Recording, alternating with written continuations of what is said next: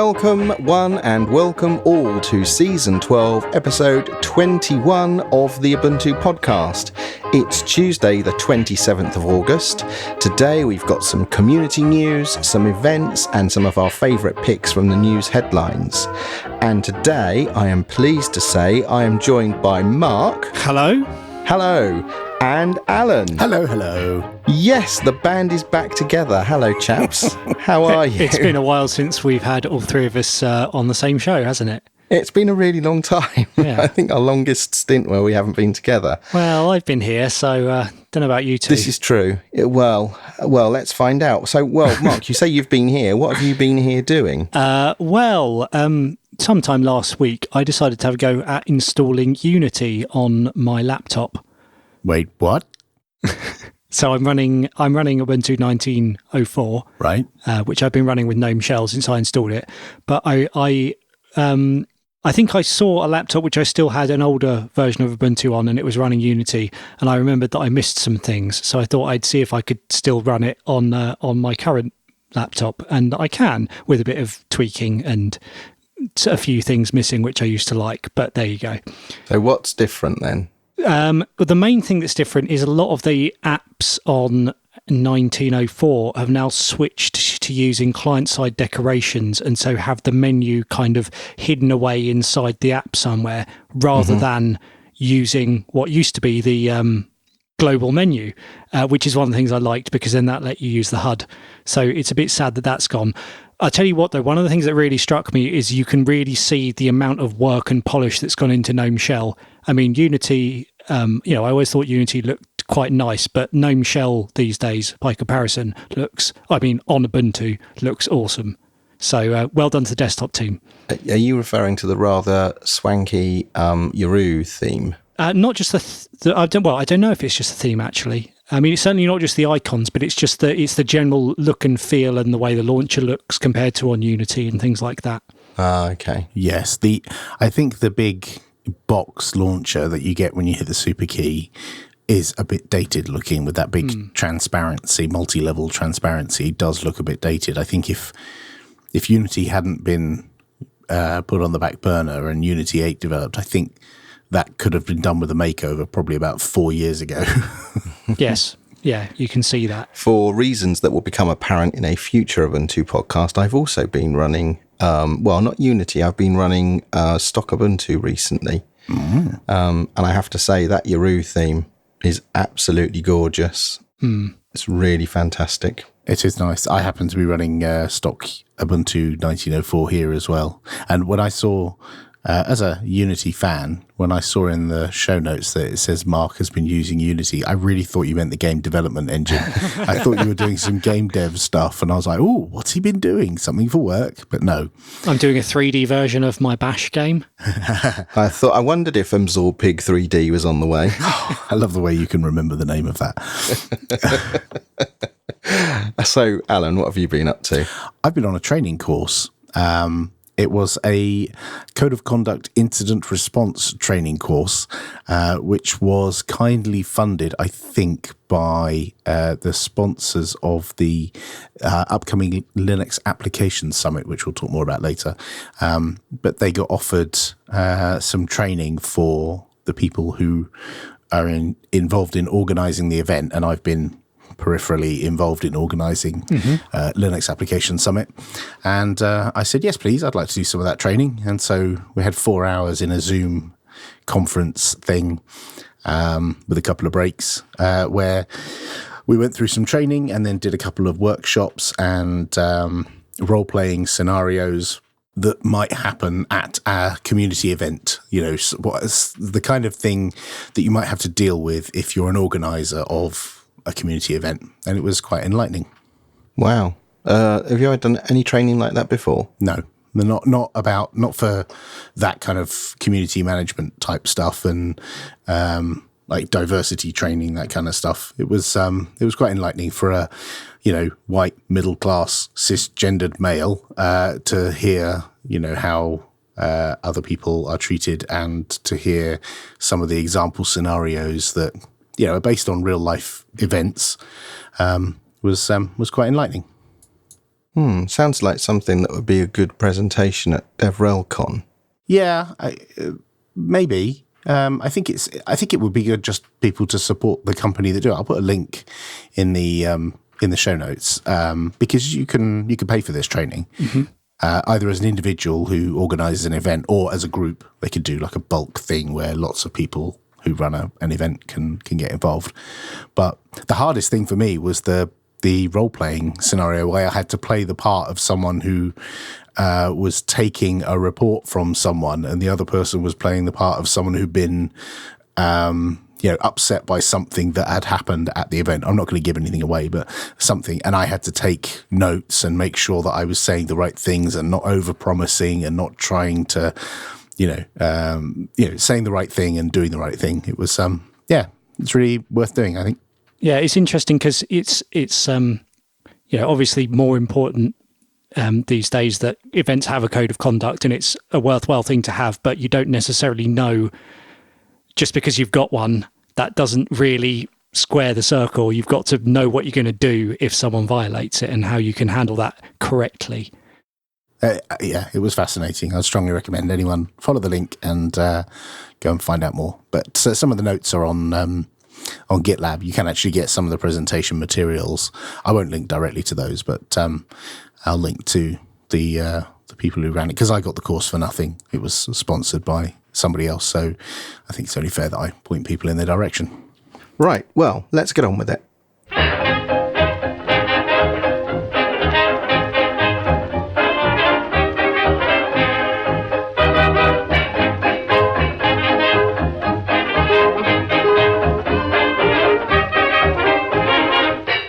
Right, and now it's time for a bumper round of community news. And first of all, I'm delighted to say that Dell have released their 9th edition of the XPS 13 Developer Edition. Ooh. Is this what we call Sputnik? This is from the Project Sputnik group, yes. And so is it basically the same laptop but with newer stuff inside it? So, as best as I can tell, I think that's an accurate description of how this differs from the previous one, although you do have to pay close attention as to what's going on here, because there's a couple of confusing things at play. Right. So, yeah, the prior version, the 9380, I think this shares the same chassis and layout. So, it's got the webcam in the correct location at the top of the bezels, and it still has the what they call infinity edge bezels, so that's all good. Right. But this new model, so the old model was the 9380, this new model is the 7390. Obviously. For reasons that baffle me, but that's just the way it is, so you just have to get over that. But also, there's another conundrum in that it also features the new Intel 10th gen processors.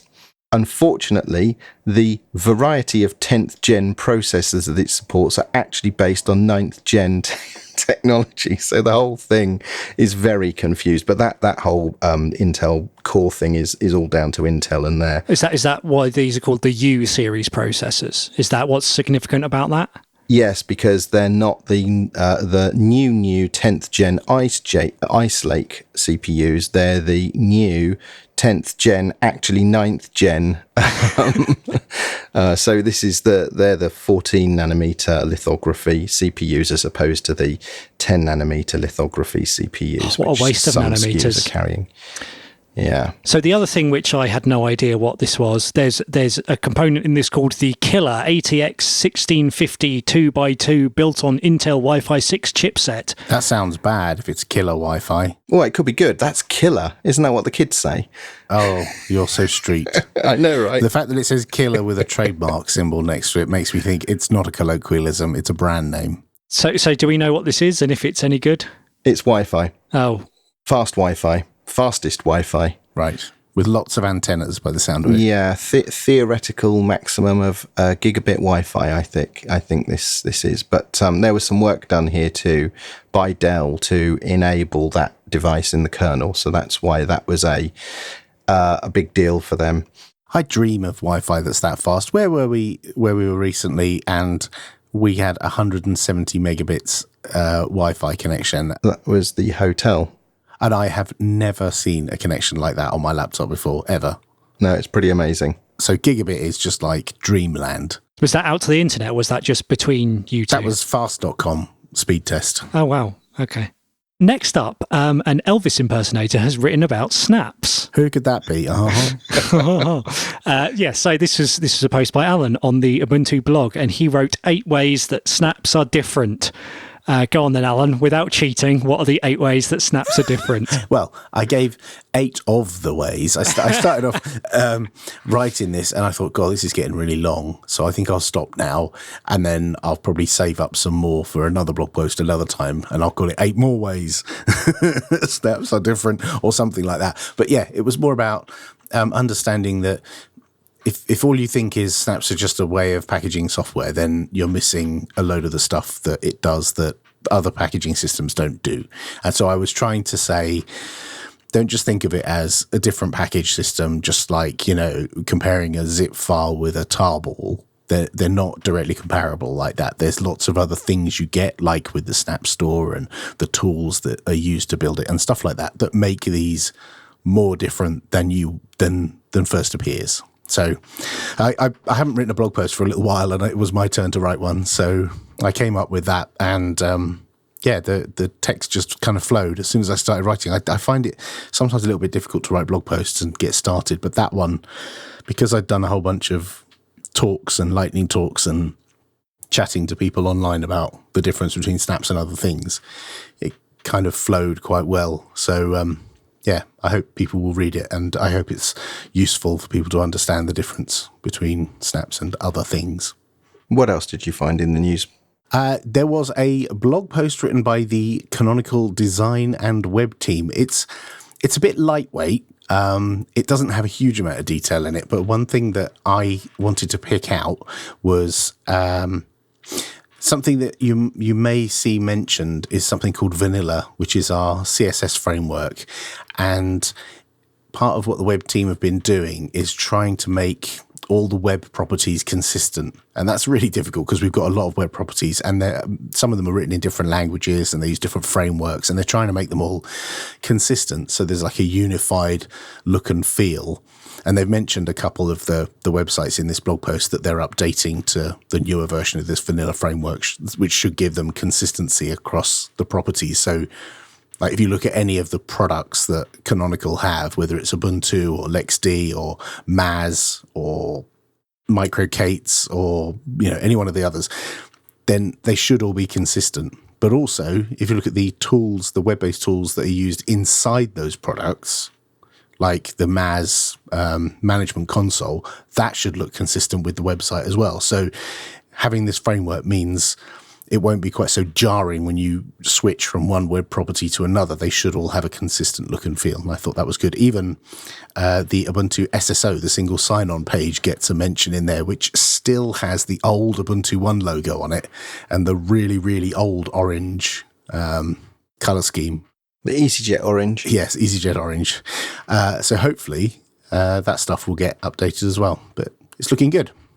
I noticed that Enlightenment is not dead. A popular desktop environment to some has had its first major release in 2 years. Does any distros ship that by default as their default desktop? I know Bodhi Linux does, which is an Ubuntu derivative maintained by, is it Jeff Hoogland? Hoogland? I don't know if he still maintains it, but... Oh, really? Oh, okay. Isn't Bodhi based on a fork of Enlightenment called Moksha? It's not actually Enlightenment. Oh, it is. Oh, you're right. Yes, it is based on a fork. I've not used Enlightenment for ages. Yeah, neither have I. I've only ever used it as a curiosity, thinking, this looks like TV programs from the past, predicting the future, but never actually used it in anger. Yeah, I remember it being touted when composited desktops first became a thing. It was like the lightweight composited desktop, but now I think it's sort of moved on a bit now that compositing is a bit more of a normal thing. I think they're currently moving towards porting it to Wayland.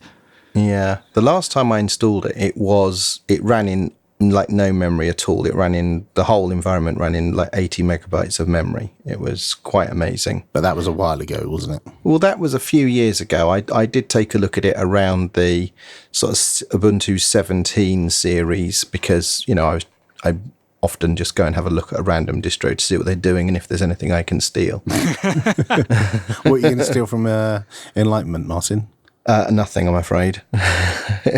It bewilders me. I'm keen to hear from listeners. Laura will be around later to tell you how to get in touch. But I'm keen to hear from listeners if anyone actually uses Enlightenment as on their daily machine, and if they know its default in any Linux distros, I'd be interested to know which ones and what we're missing out on by not using it. Yeah, right. Yeah, that's it. What's its killer feature? Why are you using it if you are using it?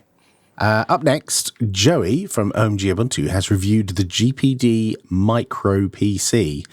He's made one of his videos, review videos, which he doesn't do very often, so he must really like this thing if he's made a video about it. So this is a tiny little portable PC. You've seen a bunch of these from GPD over the years, and it's got an HD screen, not full HD, 8 gig of RAM, 1 gigahertz quad-core processor, loads of ports, including a serial port, which is fascinating for a PC in 2019 to have a serial port. And in the video, Joey alludes to the fact that this is useful for people who work in data centers and who have connectivity requirements that are a bit esoteric, having a serial port, because, they might have a piece of hardware that they need to connect to, and that's the only port on it, or that's the debug port, or Well, yeah, the last time I can remember using a serial port was learning to manage Cisco switches at university. But that was the port. If you've got one of those in a rack and you need to configure it, you need a serial port. Got a full-size RJ45 port as well, so it fits that use case quite well. And the other benefit of a serial port without having to have any dongles is if you're working on SBCs and you want to connect up JTAGs and things like that. So it's not a completely redundant port these days. And it's also got HDMI, so it can actually be a full PC. If you plug in all the necessary peripherals, you can have it on your desk, plugged into a display and a keyboard and mouse and Ethernet, and then when you want to go down to the data center or down to wherever you need to, just yank all the cables out and away you go with your little portable PC. It's quite a natty little device. It's even got USB-C as well. Yes, it does. It charges on USB-C, and it has... oh, does it? That's nice. Yeah. It has USB 3.0 USB-A ports as well. So yeah, it's very small. It's smaller than a VHS cassette. It's about 2/3 of the size of VHS cassette for all you kids out there. I was going to say, have you got any modern comparisons? I can't think of anything. I couldn't put my hand on a VHS cassette in probably 30 minutes. Oh, could you not? It would take me a while to find one. No, I've got one on the shelf next to me. Is this for size comparison reasons only? Yes, I often need to compare things to the size of a VHS cassette. How big is it compared to a Filofax? Oh, but actually, it's exactly the same size as my wife's Filofax. Does she accidentally pick it up, go to open it, and not find your birthday card in there? And go, oh, the Filofax has malfunctioned, so I've been handling it recently, so I can actually say yes. Almost exactly the same size as a Filofax, and it runs something called Ubuntu Mate. It does. Micro Kubernetes 1.16.0 beta has been released. What's that then? Kubernetes is a thing for orchestrating Docker containers, right? Sort of. Not just Docker containers, but... Not just Docker containers. Other containers? Yeah, all the containers. All the containers. What other containers are there? I mean, it doesn't actually matter. I think containers are pretty generic these days, and Docker is an implementation detail, just like Containerd is an implementation detail. Yeah, that format of containers that everyone uses, Kubernetes does it. Yes. So Micro Kubernetes is... It's a canonical product that is designed to allow developers to spin up Kubernetes workloads on a single node.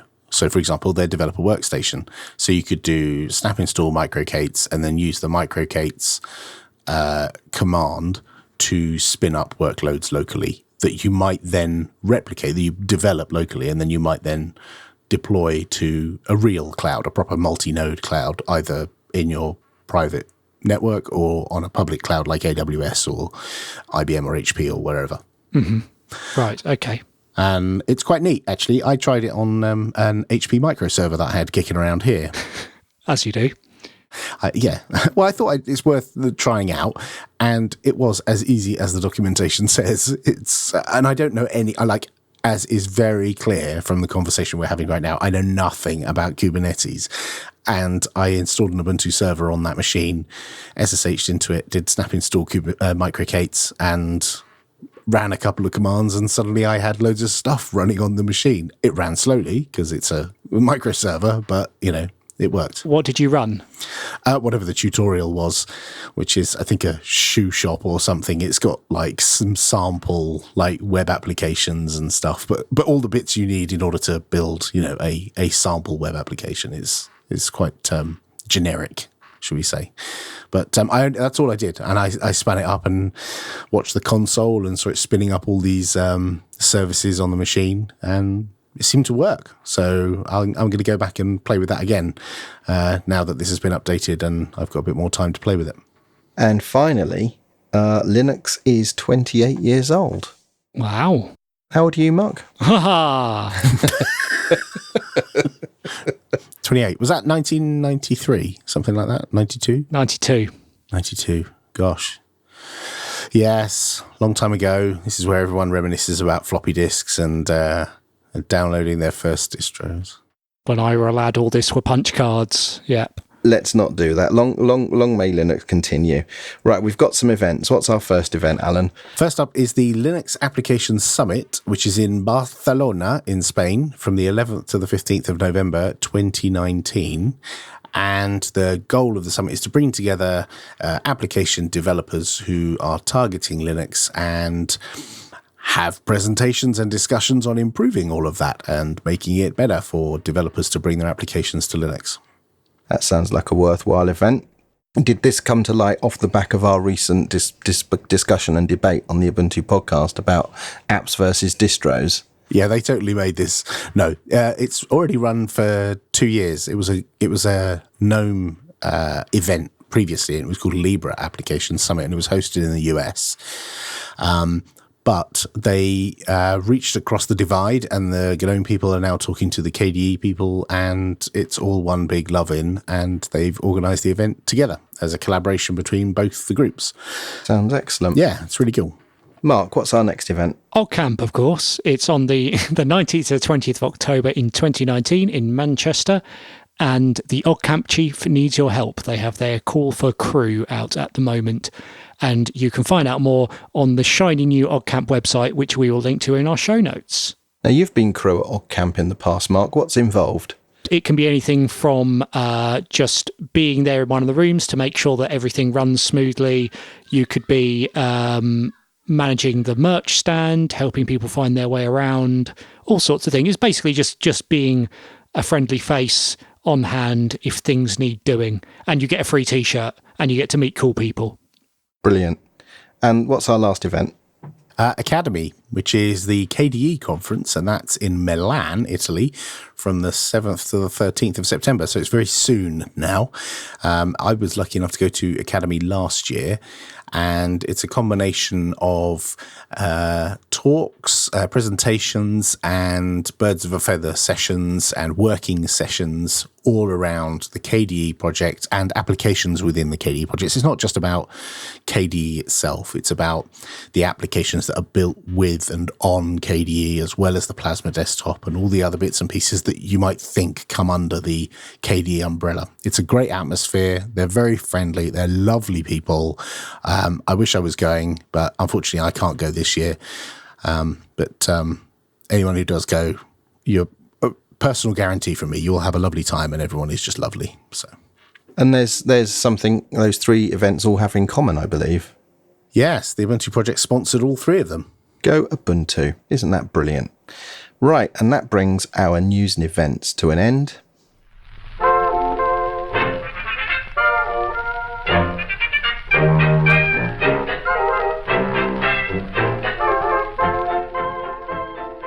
Okay, and now it's time for a few news headlines that we found interesting. And the first one we saw this week is that GIMP has been forked because of its silly name. What's this? Surely everyone knows it's the GNU image manipulation program. What's silly about that name? I mean, this has been called for a number of times over the years. People don't like the word GIMP for a number of reasons. There's the Pulp Fiction reference, I'll call it that. And there's also it can be used as a slur in some cultures. And so people have complained about the name for a long time, but nothing's ever been done. It's always been dismissed or said, no, it's not really a problem, and just call it GNU Image Manipulation Program. Personally, I would have changed the name to GNU IMP and just call it IMP instead of GIMP, and that would have fixed it, and they wouldn't have had to change anything. Just remove, any references to GIMP and just change it to IMP. That would have fixed everything, but no. This fork glimpse, is this from the GIMP team, and this is the new project? This is a separate team making a separate fork under a new name. And the goal of this is to have a project which has a name that's more respectful, I guess, that doesn't have poor connotations or allude to things that you might not want to talk about. But also they plan to, so they say, add additional features or fix parts of the workflow that are currently, as far as they can see, broken or haven't been fixed or haven't been addressed over the many years of the GIMP existing. I'm a little bit disappointed to hear that, because I would rather that this had been handled within the context of the GIMP project dividing. Well, what would you do if a fork is a division, it's just external. I mean, what would you do if someone came to you and told you, in my language, Mate is a slur? What do you do? If you say, well, not many people know that. It has been around for a long time. No, not many people have complained about it before. It seems okay. If someone actually has a legitimate claim that this thing is offensive or is difficult to get traction in a corporate environment because the name, conjures up different connotations, then maybe it should change. And if the upstream refuses to do that, what other option do you have? Do we know if GIMP did refuse to entertain a name change? Well, that's what's been said, yes. Okay. And it's been pointed out that they actually acknowledge the connotations of the name and just say expand the acronym. That solves everything. Okay. Well, what's next, Alan? Well, WebMin, popular web-based admin console from the past. Popular, you say? Well, yeah, I think WebMin was insanely popular for a very long time. Unfortunately, WebMin 1.890 has been exploited.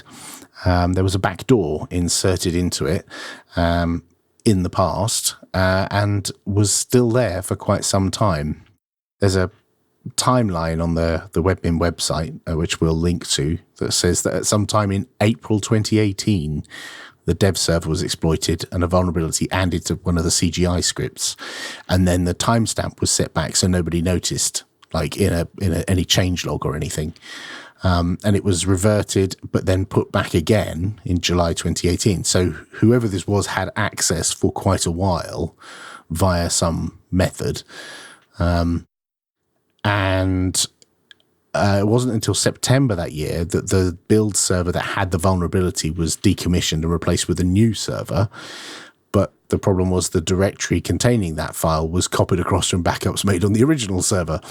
And then fast forward until this year that they were informed that there was a 0-day exploit made using the vulnerability that had been created. And so when they then did the investigation and removed that exploit, that they managed to clean up and then do the investigation that figured out, working back, exactly what happened. Okay, that sounds convoluted. Yeah, well, it's funny because, I remember WebMin being all the rage 10 plus years ago.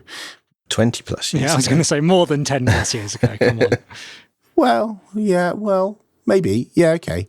But it's always been a thing that people who are wanting to spin up a Linux server and don't want to have to learn the command line and want to have a nice, admin tool, it seems fair. It can do a lot of things. Yeah, it's pretty powerful. Including apparently running commands as root. Yes, that's the downside. It can also break your server in new and interesting ways, and if you're using it as a way to not have to learn the command line, you're going to have to learn the command line when it explodes on you.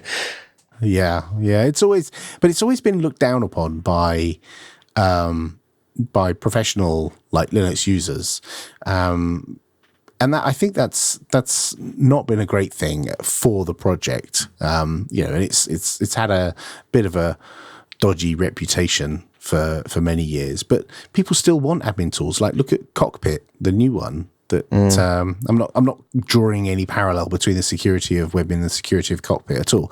But what I'm saying is people want nice admin tools to look after their machines. Well, I use Cockpit, but predominantly because it's got nice metrics and things, and it just happens to have some administration features too. Just a quick note that I noticed the Fairphone 3 has launched. Has it now? Which I'm a bit annoyed about because I just bought a new phone and I was hoping to buy a Fairphone, but they weren't on sale at the time. So I had to go for something else. Now I'll have to wait until my phone breaks again. So for those who don't know, what's the key selling point of the Fairphones? Well, I suppose there's two main things. There's that it's designed to be long-lasting and repairable. It's not meant to be a phone that you replace every 18 months. They actually sell spare parts. So if something breaks, you can buy and replace a module in the phone. Like they sell the parts on their website. So they're easy to take apart and fix. Yeah, exactly. They're designed to be repairable rather than disposable. And the other thing is that as a company, they work to make sure that they sustainably and respectfully source their materials in terms of the conditions that people work under and in terms of how like raw materials are extracted and using recyclable and recycled materials in building the devices. Traditionally, the Fairphone 2 has been sort of one of those phones that the UB Ports project have been trying to enable. It has. Do you know whether UB Ports are aware of or looking at this device at all? I don't know, but if someone from the UB Ports team listens, and we know they do, why don't they let us know? That would be a good thing to find out. They definitely know about this because the subject came up in our Telegram channel, which you'll find at ubuntupodcast.org/Telegram. And it was discussed, and there were people from UB Ports around at the time. So, yeah, they know about it. Excellent. And that's all for our news headlines.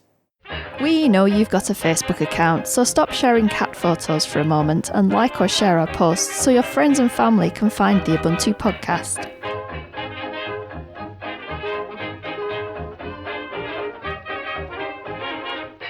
And that is, in fact, all we have for episode 21. That went well. Nice to be back. Yes, you can keep your job.